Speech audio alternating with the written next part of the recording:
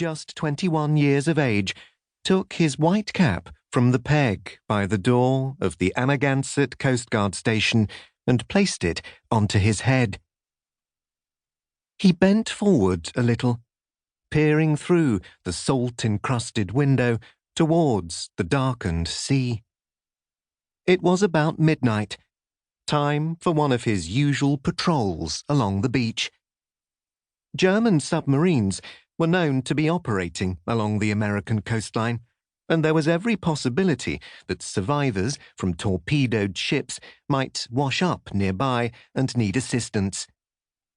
The beaches at open locations such as this were being patrolled day and night, on foot, horseback, in vehicles, and of course, by boat. Anything could happen. There was even the possibility that the Nazis might land a raiding party or espionage agents. This was safe, open coastline. Perfect for a landing. Cullen took a flashlight from his locker, nodded briefly to his colleague, boatswain's mate Carl Ross Jennett, walked to the side entrance of the station and stepped outside. It was a pleasant night, a little cool for June, and foggy, with thick veils of sea mist rolling in with the waves. Yet Cullen enjoyed these patrols.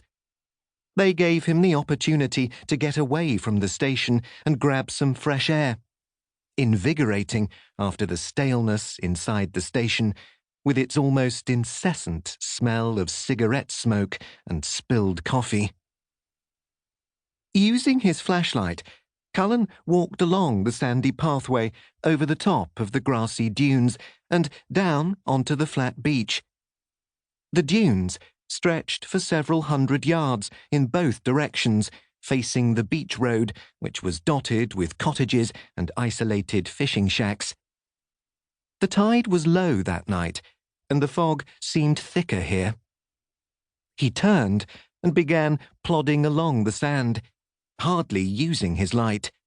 It wasn't really necessary. He'd walked this stretch hundreds of times. When he was about 300 yards from the station, Cullen suddenly saw what appeared to be a dark object in the water, about 20 feet from where he was walking. He paused for a moment, peering into the darkness and fog. There was movement out there, just beyond the edge of the shoreline, but Cullen was unable to make out what was causing it. He walked closer to the water's edge, switching on his flashlight. The fog was so thick that the light seemed to bounce back at him. It was useless. He switched it off and closed his eyes for a moment, allowing them to adjust to the darkness once again. When he opened them, he almost immediately saw that there were 3 men standing in the sea, just black images, dark apparitions. They were shin-deep in water. "Ahoy! Who goes there?" Cullen called.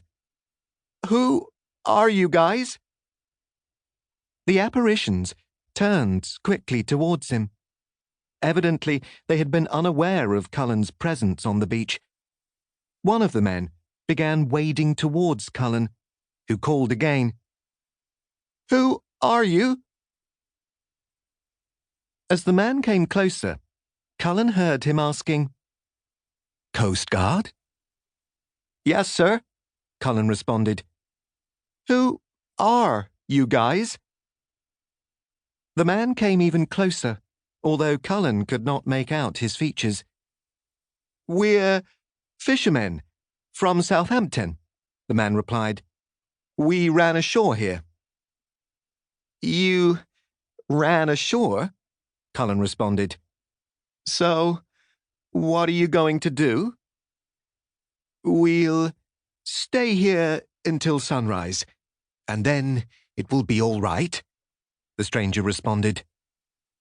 Cullen shook his head doubtfully. "Dawn is still 4 hours away, sir," he advised.